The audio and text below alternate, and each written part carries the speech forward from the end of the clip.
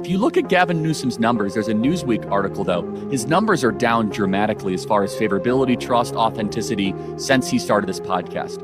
It's not going very well for him of how people view him. So for that, I will say that I think we have done a good job of exposing him for being the synthetic fraud that he actually is. Phony. I'm totally weird. Gavin's hands. It's time for Gavin's hands. It's time for Gavin's hands, and the question is, have you ever wondered what Gavin Newsom is really hiding behind that confident smile and his $400 haircut? Because CharlieKirk and Tyrus claim they've finally exposed the truth, and it turns out to be stranger than anyone expected, with secrets so unusual that even his own reflection would want to walk away. And if you thought California was already out of control, then just wait until you see what these to have revealed. So the only question now is whether you're ready for this or if you need to put on a helmet. Point of pride for you that you didn't do a 4-year degree. And Well, yeah, really... because I represent most of the country. You guys have become so college credentialed and educated that you guys snobbishly look on the muscular class of this country, the people that kept things afloat and running during COVID. Yeah, I mean, the majority of the country didn't go to Harvard, Princeton, Yale, Stanford, Caltech, or Cal Berkeley, right? Are you arguing for the disestablishment, the end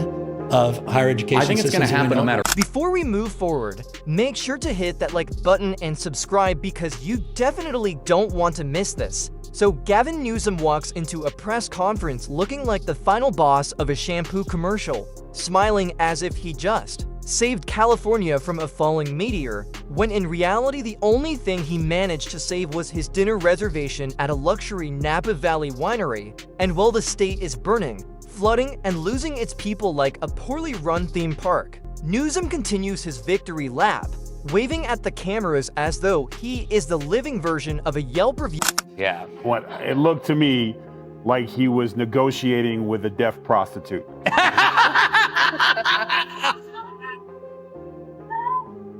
If you go back and watch the tape, Yes! he literally goes, I want some of this, then you do some of this, and I'll do some of that back to you, and then we'll do this, and then I'll pay you, and then we'll do it again. Yeah.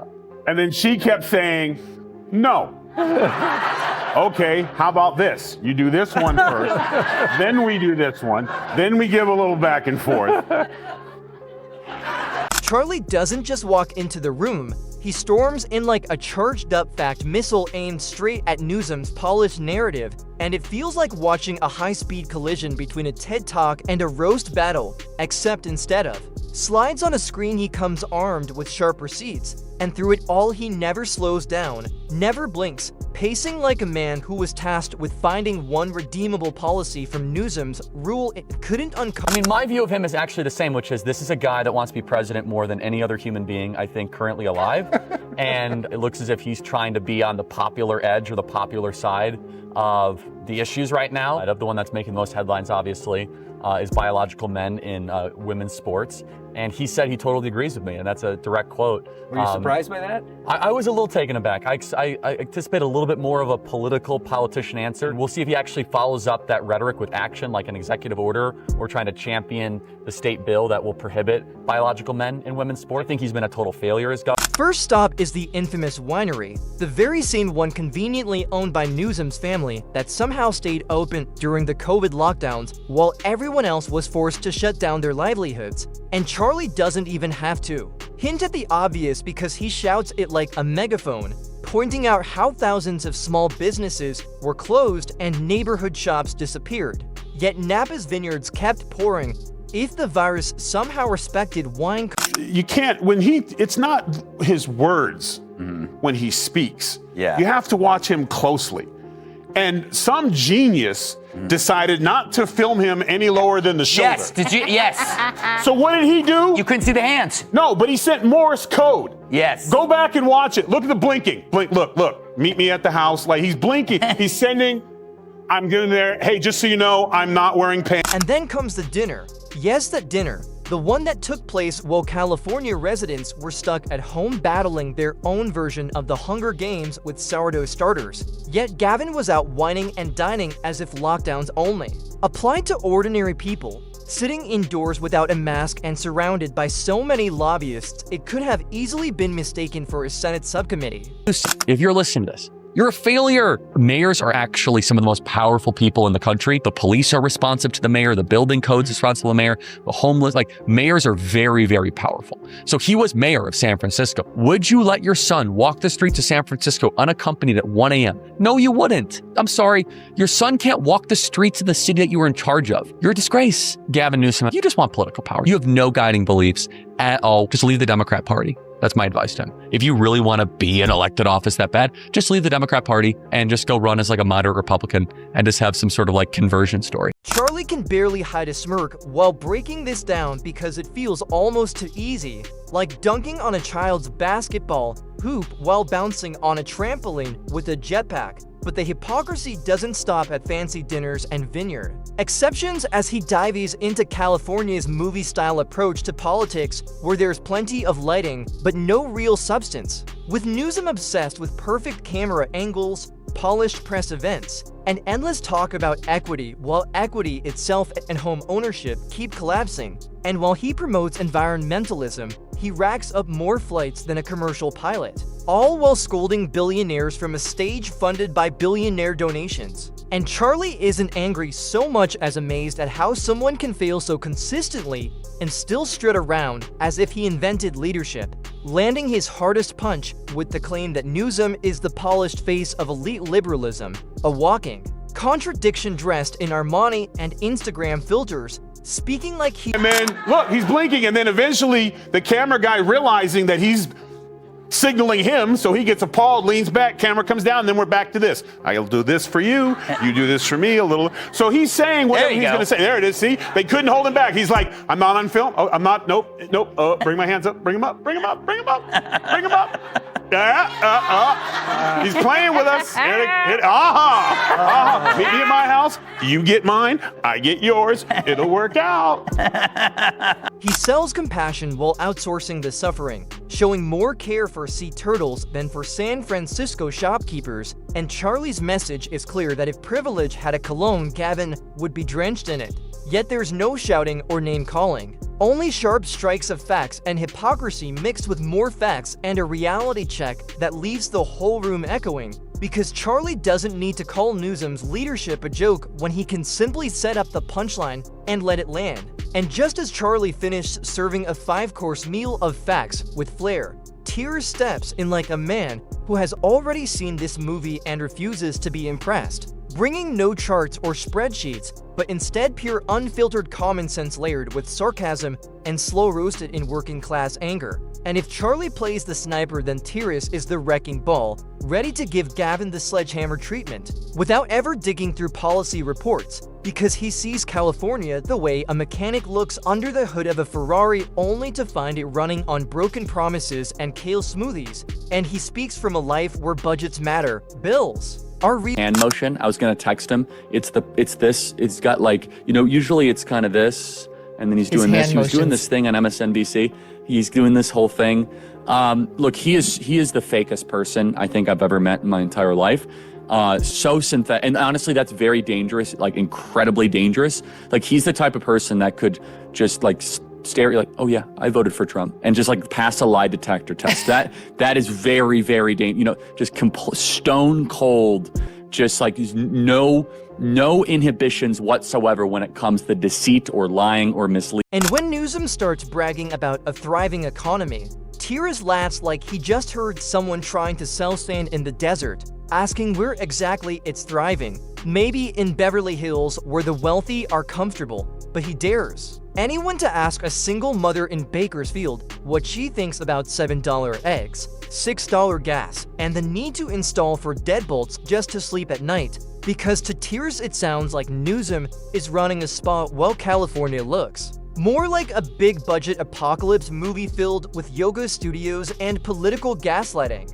And Tyrus thrives on exposing that contradiction as the government applauds itself while citizens are rationing laundry loads and wondering why their local Walgreens has to look like Fort Knox, painting the picture so sharply you can practically smell the smug, with Gavin at a press conference preaching equity and opportunity while another family quietly loads a U-Haul and escapes to anywhere but here. And the best part is how Tyrus calls out the act for what it really is. Newsom's "I care about the people" routine that deserves an Oscar. The Academy handed out awards for pretending to care while stepping over the working class, pointing out that while Newsom have in New York walking around there, and these two illegals just happen to stumble upon a guy who just happens to be an off-duty officer, it's a hit in my opinion, and we're lucky that he was able to get through. But I would like to see the same vigor from our so-called government investigations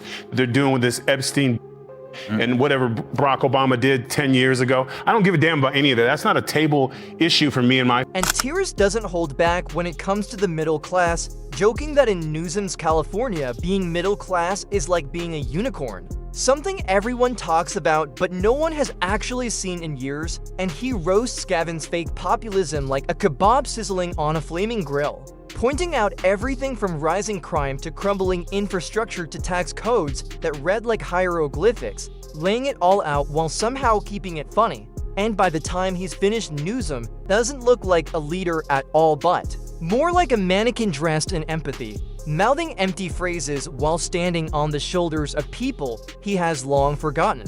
With Tyrus never needing to shout because the truth is clear that California has become the trailer of a disaster movie where the disaster itself is the whole plot. And between bragging about environmentalism while flying private and banning plastic straws while citizens dodge used needles, the mask starts to slip, giving Charlie the chance to dig even deeper.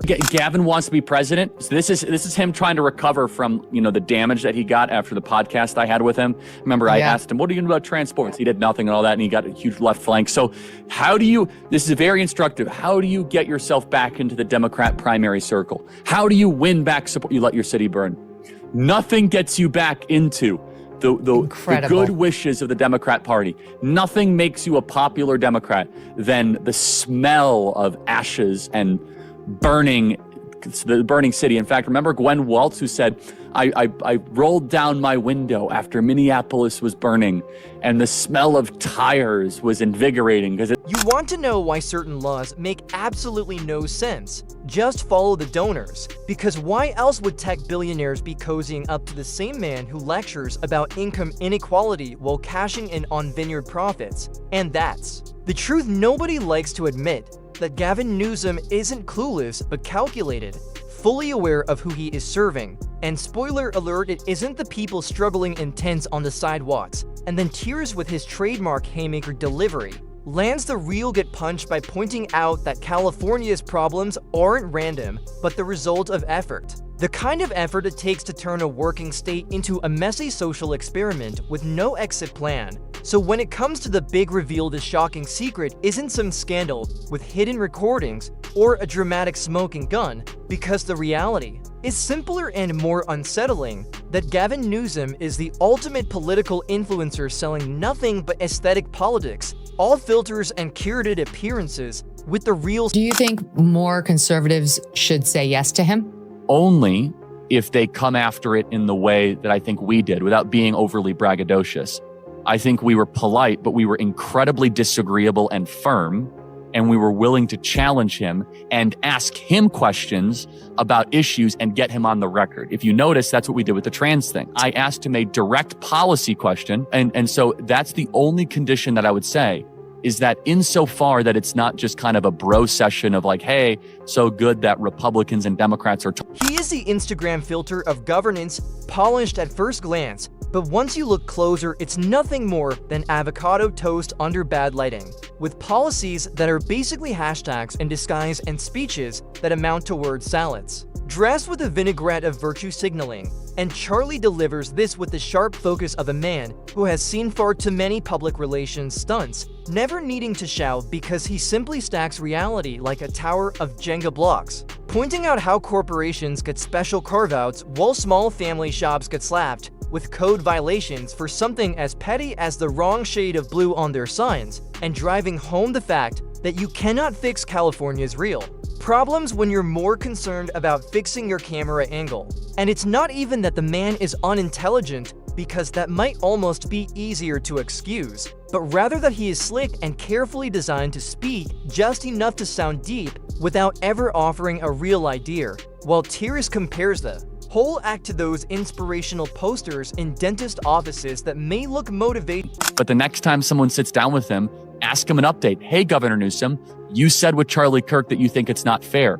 You have yet to do anything about it, sign an executive order, talk publicly about it, because a young man named A.B. Hernandez is about to win the long jump championship in California as a biological man. Why haven't you done something about it? Or are you just doing this podcast for clicks to try to make yourself seem more moderate? If Republican guest after Republican guest goes with that kind of attitude, be polite and firm and hold him to the standard that he is setting on his own show, that will even collapse his political ambitions even. By the time they finish, Charlie and Tyrus have slammed the myth of Gavin Newsom straight through a folding table built from facts, reality, and sharp sarcasm, and they don't need to reveal a hidden crime because the real crime is already exposed. The gap between perception and policy, between curated leadership and the chaos underneath, because Newsom's secret isn't hidden but broadcast in every polished soundbite that dodges hard questions, in every policy that punishes productivity while rewarding dysfunction, in every staged photo of him holding a broom after a riot he never stopped, showing that he isn't truly a leader, but a lifestyle brand with California as his product launch, except the product keeps exploding in the box. And as Charlie keeps stacking example after example like bricks for a wall of truth, the pattern becomes clear that Gavin doesn't actually govern but markets governance, which is why there's always another catchy slogan, another shiny pilot program, or another initiative named like a tech startup that performs about as well as dial-up internet in a tunnel. And then Tyrus jumps back in laughing at the idea of new. Nobody here on this table called this first. That to get any action done, you may have to get the politician to feel the pain of their own policies intimately, and he got it right in the gut. Because I predicted In-N-Out was going to be the catalyst because it's his family's favorite restaurant. And when In-N-Out closed, that was a direct shot at him, because you could BS the public, but you can't BS your kids who are now wishing he had gotten recalled because they could have their burger. The intensity of pain that a public endures is based on the time that it takes the Democrats to start acting like Republicans. And the scary part is that it wouldn't be nearly as funny if it weren't so terrifyingly believable. But both Charlie and Tyrus agree on one undeniable truth, that Newsom is nothing more than a walking warning label, a cautionary tale dressed in an expensive suit, showing exactly what happens when style is chosen over substance, when sound bites are mistaken for strategy, and hashtags are sold as leadership, because he isn't the future but the result of a culture that values appearances over actual outcomes. And as Charlie explains, the people leaving California aren't just relocating, they are escaping, not only from failed policies, but from an entire mindset. Since everything Gavin touches doesn't just fall apart but collapses in dramatic fashion with flair, with lighting, with cinematic pauses and slow-motion B-roll, proving it was never about leadership but always about set design, leaving California less of a functioning state and more of a political Instagram page with crumbling There's no success, American success, without California's success. So we're all in this together. That's why I have an open hand, not a closed fist with the president-elect. I want him to come out here. I'm sincere about that. If he came out here, there are some reports that he might be considering a trip, though you haven't heard about it, to come out here after inauguration. I honestly have a deep confidence he'll come out, and we're anticipating he'll come out. And I think it's a very good thing. And we'll be very grateful and gracious when he comes out, and we look forward to working with him on this recovery. What do you want him to see when he comes out? I want him to meet. I don't want him just to see the day. The Golden State is more like the golden filter, and what makes it worse is that the chaos isn't accidental, but the business model itself, which is the real shocking secret. Not a hidden skeleton in a closet, but a closet completely built out, of neatly arranged skeletons, each tagged with a buzzword and paired with a press release, because Gavin doesn't want to fix anything, and in truth he can't. Since fixing requires taking a firm position, and taking a position means offending someone, and offending someone means losing that soft flattering light he always makes sure to stand in. So when Charlie and Tyrus pull back the curtain, what they reveal is the fog machine, the PR interns, the corporate handlers, and the influencer-ready slogans, exposing the system that endlessly polishes a failing model and keeps selling it as. In fact, we are course correcting after 4 failed years under Joe Biden and all of the woke stuff and the anti-common sense movement. Gavin Newsom had me on his podcast, and I was shocked all of a sudden where he decided to diverge away from the orthodox opinion in the Democrat Party, which is as simple as saying that it's not fair that a biological man can compete in female sports. What they exposed wasn't just a flawed politician, but an entire production powered by empty promises and vanity metrics. So the next time Gavin starts preaching unity, progress, and hope, it's worth double-checking the return policy, because behind the sleek branding and smooth delivery is a style of governance that comes with no breaks, no instructions, and certainly no refund policy. And what people are really buying is only the illusion of solutions, the staged performance of progress, since he isn't escaping failure, but repackaging it one glossy photo op at a time, where a crisis isn't treated as a problem but as a backdrop, and every policy failure simply becomes material for the next emotional campaign reel. Because Gavin Newsom isn't leading like a statesman, he's operating like a content creator, and the content he's using is your wallet, your city,